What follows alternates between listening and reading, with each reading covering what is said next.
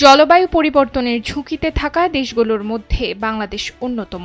ঘন ঘন প্রাকৃতিক দুর্যোগ, তাপমাত্রা বৃদ্ধি, বন্যা, ঘূর্ণিঝড় এবং জলবায়ু সংবেদনশীল রোগের কারণে দেশের স্বাস্থ্য খাতে তৈরি হচ্ছে নতুন নতুন চ্যালেঞ্জ।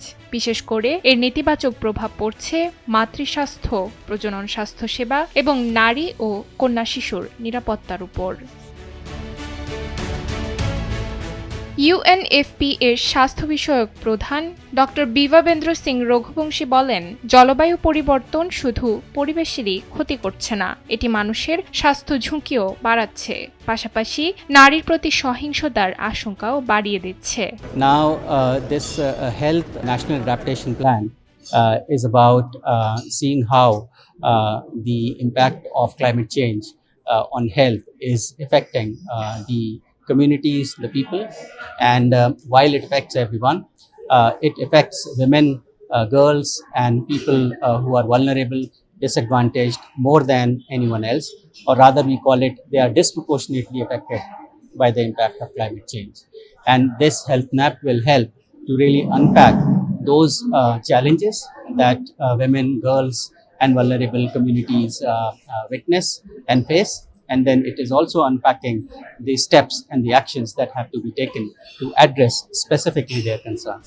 রাজধানী ঢাকায় আয়োজিত হেলথ ন্যাশনাল অ্যাডাপ্টেশন প্ল্যান 2026 থেকে 2031 বিষয়ক এক অনুষ্ঠানে এসব তথ্য উঠে আসে। এতে সরকারি কর্মকর্তা, উন্নয়ন সহযোগী, জাতিসংঘের বিভিন্ন সংস্থার প্রতিনিধি, শিক্ষাবিদ এবং সুশীল সমাজের সদস্যরা অংশ নেন।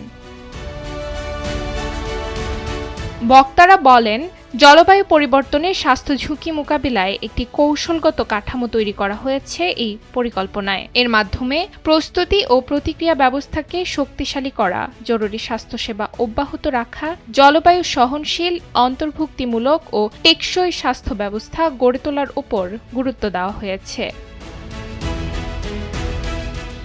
বাংলাদেশে ইউএনএফপি এর প্রতিনিধি ক্যাথরিন ব্রেন কামকং বলেন, জলবায়ু পরিবর্তন এখন জনস্বাস্থ্যের জন্য বড় সংকট, আর এর সবচেয়ে বেশি প্রভাব পড়ছে নারী ও কন্যা শিশুর উপর। ডেস্ক রিপোর্ট, সময়ের আলো।